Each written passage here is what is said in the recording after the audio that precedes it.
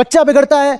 अब प्रेम जैसी चीज तो कोई घर में है नहीं, बस औलाद आ गई है, तो न माँ की कोई खास रुचि है ना बाप की कोई रुचि है, दोनों कह रहे हैं हाँ ठीक है, शरीर का मैल है, पैदा हो गया हो गया हो गया। तो क्या करा, टीवी लगा के छोड़ दिया, तू कार्टून देख।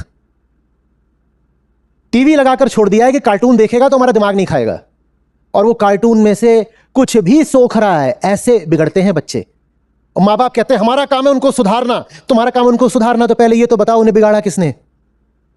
सुधारने की तो नौबत तब आती है जब पहले बिगड़ाओ। बिगाड़ने वाले हो तुम सुधारोगे क्या? उल्टी पुल्टी हरकतें मां बाप खुद ही कर रहे हैं बच्चे के सामने। जिस जगह पर तुम रहते हो वो जगह जहरीली है। तुमने बच्चे को बाहर खेलने भेजा, वहां पर न जाने कैसे कैसे उस पर प्रभाव पड़ रहे हैं।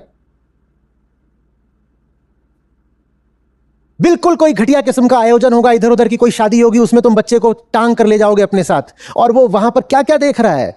वो वहां पर नशा देख रहा है, अश्लीलता देख रहा है, क्या क्या तो नहीं होता है शादियों में। उल्टे पुल्टे गाने बज रहे हैं, हर तरह की बदतमीजी चल रही है, और तुमने वहां बच्चा भी छोड़ दिया है और बच्चा भी ये सब देख रहा है, और फिर तुमको लगता है बच्चा बिगड़ कैसे गया। और शादी में तुम खुद भी बेहोश हो, तुम्हें पता ही नहीं, बच्चे को दूसरे बच्चों के बीच छोड़ रखा है, तुम निश्चिंत हो, और वो वहां क्या देख रहा है?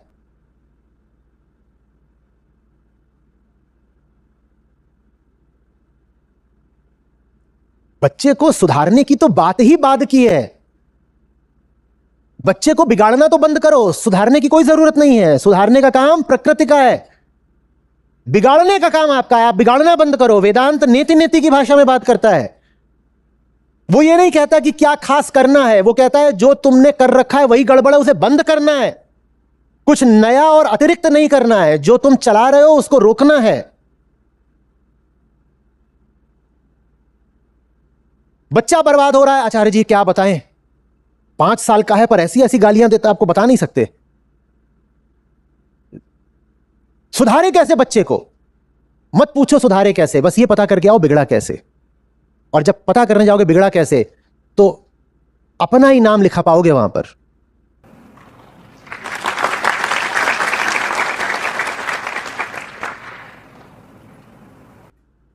इल्जाम किस पर लगा रहे हो? प्रकृति पर। मैं क्या करूं, ऐसी औलाद पैदा हो गई। नवरात्रि का समय है भाई, देवी की उपासना करते हैं ना हम। हां, तो प्रकृति ही देवी है, उन पर इल्जाम मत लगाओ। वहां से खराब किस्म के उत्पाद नहीं सामने आते। ये जो समूचा ब्रह्मांड है ना, यही एक बच्चा बनकर पैदा होता है। वहां तुम क्या इल्जाम लगा रहे हो कि ये चीज गलत पैदा हो गई मेरे घर में? चीज गलत पैदा नहीं हुई, चीज की गलत परवरिश हुई है। और परवरिश गलत करने वाले वही लोग हैं जो अब सुधारने के जिम्मेदार बन रहे हैं। हा हा हा। कम हस्तक्षेप करो।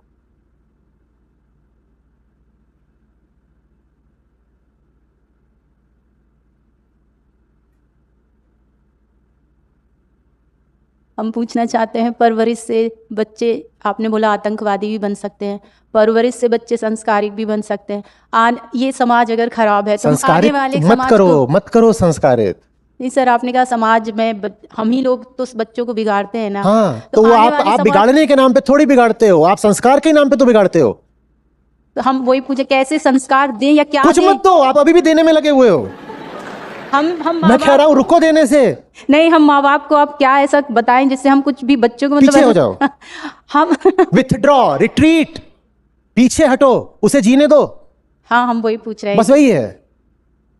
कर्ता भाव बहुत सघन है, डूअरशिप। कि आचार्य जी हम अभी ना हम दाएं हाथ से कर रहे थे तो कुछ गलत कर रहे थे, अब हम बाएं हाथ से करेंगे तो सही कर देंगे। करने वाले तो तुम ही हो।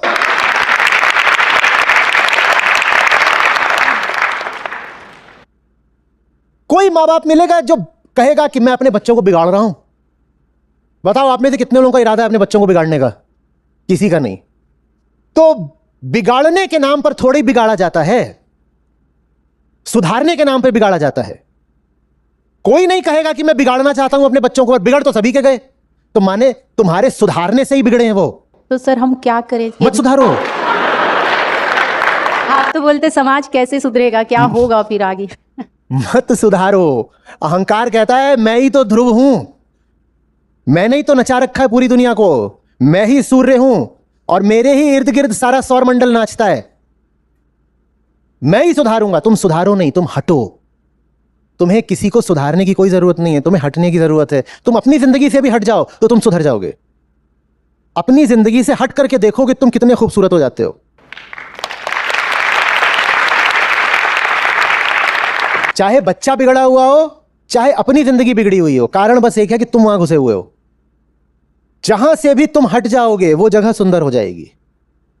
प्रकृति अपने आप में सुंदर है, उसको बिगाड़ने वाला, उसको कुरूप करने वाला, किसी भी प्रकार का विकार लाने वाला अहंकार है। हटो और देखो कि कोई जगह साफ होती है कि नहीं। कोई जगह बहुत गंदी हो, इंसानों ने बहुत गंदी कर रखी है, ठीक है, इंसानों ने बहुत गंदी कर रखी है, हटा दो वहां से इंसान और फिर देखो साफ हो जाती है कि नहीं। देखो कोविड के समय में क्या हुआ था, सफाई हो गई थी ना। कैसे हो गई थी? अपने आप हो गई थी। प्रकृति सफाई जानती है, प्रकृति में सब कुछ साफ है। बताओ प्रकृति में कहां गंदगी है? जंगल में कूड़े का ढेर किसने देखा? पहाड़ों पर जाते हो तो वहां पर किसी ने आगे झाड़ू लगाया है क्या? तो फिर आपको इतने सुंदर क्यों लगते हैं वो? क्योंकि प्रकृति परिभाषा से ही साफ है। गंदा करने का काम हमारा है, हमारा काम साफ करने का नहीं है। साफ करना है तो बस गंदा करना बंद कर दो, अपने आप साफ हो जाएगा। मैं एक और सवाल पूछना चाहती हूँ। अहंकार बचपन से, जब से हम पैदा होते हैं तभी से हमारे साथ आ जाता है, तो हम इससे मुक्त कैसे हो सकते हैं? अगर हम मुक्त हुए तो मुझे लगता है फिर हम कैसे आगे बढ़ेंगे, बड़े होंगे? अहंकार है क्या हमारे शरीर में? ये बहुत सुंदर। ये जैसे आपने प्रश्न पूछा है ना, लगभग वैसा ही है जैसे प्रश्न उपनिषदों में पूछे जाते हैं। अभी जो ये बातचीत हो रही है, ये बातचीत ही धर्म है। यही बातचीत और ये जिस भाषा और भाव से जिज्ञासा उठी है, यही वेद वेदांत का सार है, यही सनातन है। ठीक है, समझते। तो पहले आपके प्रश्न को ही थोड़ा मांझते हैं, प्रश्न का परिमार्जन जरूरी है। तो आपने कहा हम अहंकार से कैसे मुक्त हो सकते हैं यदि वो जन्म से ही हमारे साथ है। हम माने कौन? मैं। तो ये जो मैं है, इसी के लिए दूसरा नाम क्या है? अहंकार। तो अब अपने वाक्य को दोबारा बोलिए। जब आपने कहा हम अहंकार से कैसे मुक्त हो सकते हैं, तो इसमें निकल के आया कि हम माने मैं और मैं माने अहंकार। तो आपने जो प्रश्न पूछा वो कुल मिलाकर के क्या है? अहंकार। आगे अहंकार से कैसे मुक्त हो सकता है? हम अहंकार से कैसे मुक्त हो सकते हैं, ये कोई बात नहीं होती। क्यों? क्योंकि अहंकार के अलावा हम कुछ है ही नहीं। मैं ही तो अहंकार हूं और मैं कह रहा हूं मैं अहंकार से कैसे मुक्त हो जाऊं। तो कुल मिलाकर के अहंकार पूछ रहा है कि अब वो अहंकार से कैसे मुक्त हो जाए। तो प्रश्न है कि अहंकार से कैसे मुक्त हो सकता है, माने अहंकार खुद से ही अपना पीछा कैसे छुड़ा सकता है। आप बताओ। अहंकार मैल है, भूल है, त्रुटि है। त्रुटि कैसे ठीक की जाती है? त्रुटि कैसे ठीक की जाती है? अपने आप को जानने से। अपने आप को जानने से, है ना? अपने आप को जानने से। और कैसे? मुझे मेरे ही बारे में भ्रम हो गया है कि मेरे 3 आंखें हैं, कि मेरे गाल पर गुलाब छपा हुआ है। कैसे हटाऊं यह त्रुटि? अपने ही बारे में अहंकार से ही मुक्त होना चाहता है और अहंकार एक त्रुटि मात्र है। अहंकार कैसे हटाए ये त्रुटि? अरे भाई, आपने कहा कि तुम्हारे यहां कुछ लगा हुआ है, ठीक है, आप छोटी थी, आपने ये बात मान ली। अब ये गलत आपने बात मान ली है, पर ये त्रुटि को हटाएंगे कैसे?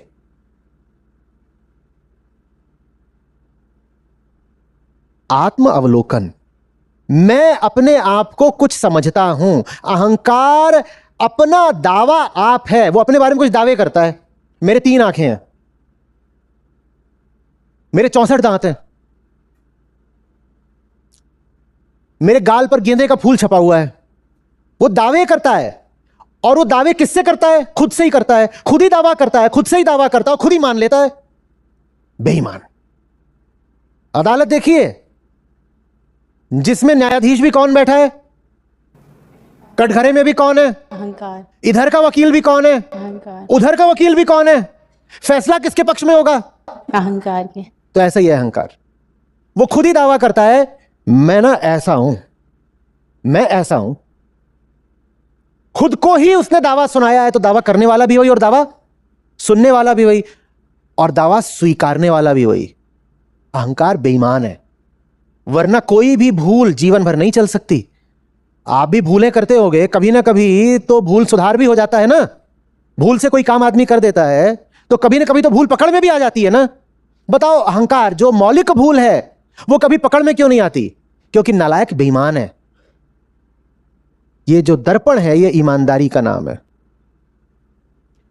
मैं अपने दावों को अनपरखा नहीं जाने दूंगा, मैं परखूंगा, मैं जानूंगा। किसको? अपने दावों को। मैं खुद को जान, अपने बारे में मैंने इतना कुछ मान रखा है, इतना कुछ मान रखा है, मैं उसका परीक्षण करूंगा। मुझे प्रयोग करना है, मैं ऐसे ही कुछ नहीं मानूंगा। जो मेरी सबसे गहरी मान्यता भी होगी मैं उसका भी परीक्षण करने को तैयार हूं। कसौटी से गुजारे बिना कोई बात स्वीकार नहीं होगी। कुछ नहीं मानता, भले ही वो बात गहरी हो, भले ही वो बात सार्वजनिक हो, भले ही वो बात पवित्र मानी जाती हो, मैं कुछ नहीं मानूंगा जब तक परख नहीं लूंगा।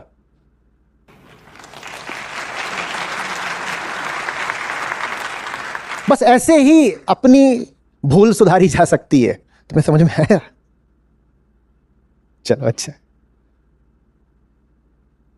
और नहीं कोई तरीका है, क्योंकि आप हालत को समझिए, आप ही दावा करते हो और आप ही दावा मान भी लेते हो, और यह कहलाती है बेईमानी। तो अहंकार का एक ही इलाज है, उसे ही ईमानदार होना पड़ेगा। इसीलिए जितने भी विधि विधान हो सकते हैं, कर्मकांड हो सकते हैं, जितनी भी तरीके के उपाय हो सकते हैं, धर्म के क्षेत्र में, अध्यात्म के या फिर मनोविज्ञान के क्षेत्र में, सब बेअसर हो जाते हैं ईमानदारी के अलावा। उसी ईमानदारी का दूसरा नाम है सत्यनिष्ठा, और उसी सत्यनिष्ठा के लिए सुंदर नाम है प्रेम। सच्चाई से प्यार होना चाहिए ना, तभी तो बेईमानी हटेगी। सच्चाई से प्यार ही नहीं तो खुद ही अपने झूठे दावे स्वीकार करते रहोगे, खुद ही स्वीकार करते रहोगे। मैं श्रेष्ठ हूं क्योंकि मैं फलाने वर्ण में पैदा हुआ हूं, हमारा रक्त ज्यादा शुद्ध होता है। लाओ रक्त दो, नहीं दो, हम शुद्धता नापेंगे तुम्हारी, और यह भी देखेंगे कि किसी और के रक्त से तुम्हारा रक्त ज्यादा शुद्ध कैसे है। और यह भी पूछेंगे कि जब तुम्हारा रोड एक्सीडेंट हो जाता है तो रक्त लेने से पहले शुद्धता का नहीं नापते? ब्लड प्योरिटी नापो ना, ब्लड ग्रुप क्यों पूछते हो? यह मत कहो कि हमें अभी बी पॉजिटिव चाहिए, कहो हमें अभी बी प्योर चाहिए, क्योंकि हम तो फलाने वर्ण के हैं, हमारा तो प्योर होता है। उस वक्त तो जिसका भी मिलेगा ले लोगे, और ऐसे कहोगे नहीं नहीं नहीं, तो क्या हुआ? तुम्हारे श्रेष्ठता और शुद्धता के दावे का परखा नहीं था, इसीलिए माने चले जा रहे थे। परखते ही टाई टाई फुस। परखना ही कसौटी है, परखना ही विधि है, पर परखोगे ही नहीं अगर ईमानदारी नहीं है। जिस दावे के साथ स्वार्थ जुड़ा हो, क्या तुम उसे परखना चाहोगे? नहीं परखना चाहोगे। जिस झूठ के साथ अपनी सुविधाएं जुड़ गई हो, क्या तुम कभी उस झूठ को मिटाना चाहोगे? नहीं मिटाना चाहोगे। उस झूठ से फायदे हो रहे हैं भाई। और परखने के अलावा, जिज्ञासा के अलावा कोई विधि नहीं है। इसीलिए हमारे सारे उपनिषद डायलेक्टिकल हैं। वहां पर बातचीत जो है वो प्रश्नोत्तरी है। मामला कभी कभी तो द्वंदात्मक होकर के आगे बढ़ता है। शिष्य गुरु से सिर्फ प्रश्न ही नहीं करता, प्रति प्रश्न भी कर लेता है। और शिष्य इस बात का ख्याल नहीं करता कि सवाल उतना ही पूछो इतना गुरुजी बर्दाश्त कर लें।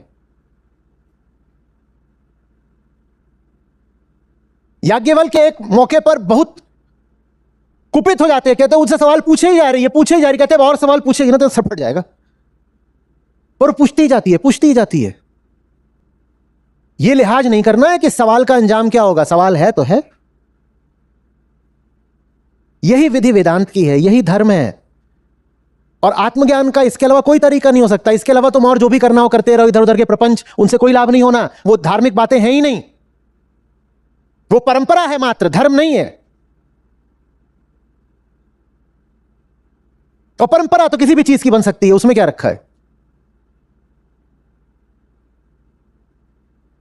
बात आ रही है समझ में? जो कुछ भी आप अपने आप को मानती हैं, जो कुछ भी आपने दुनिया को मान रखा है, हर चीज पर निर्मम होकर के प्रश्न उठाइए। भले ही उस प्रश्न के साथ खतरे जुड़े हुए हों, सवालों के जोखिम उठाने पड़ेंगे।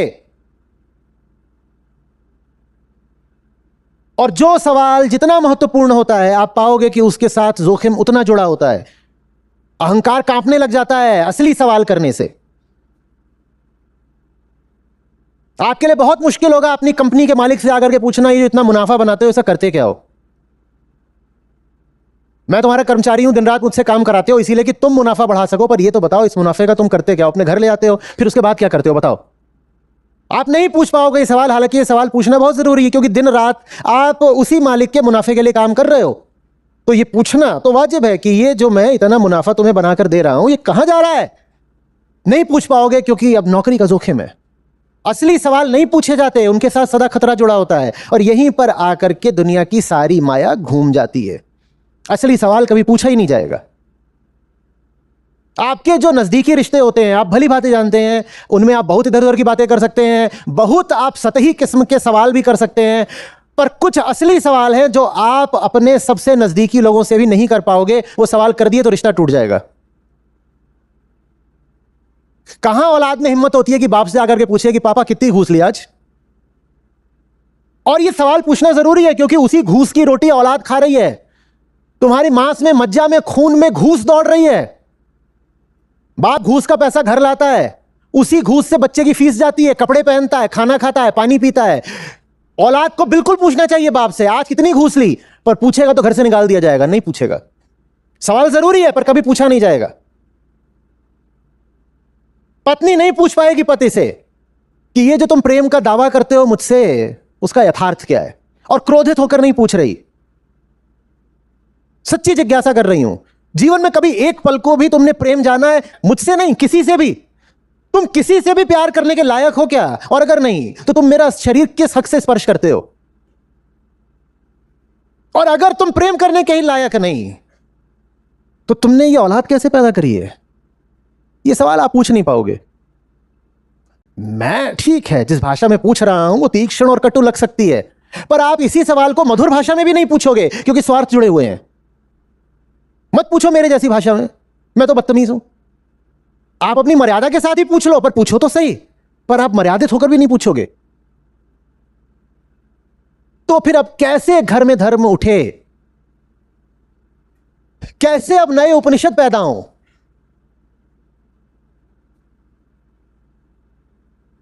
आवाज आ रही है भाई? जी सर।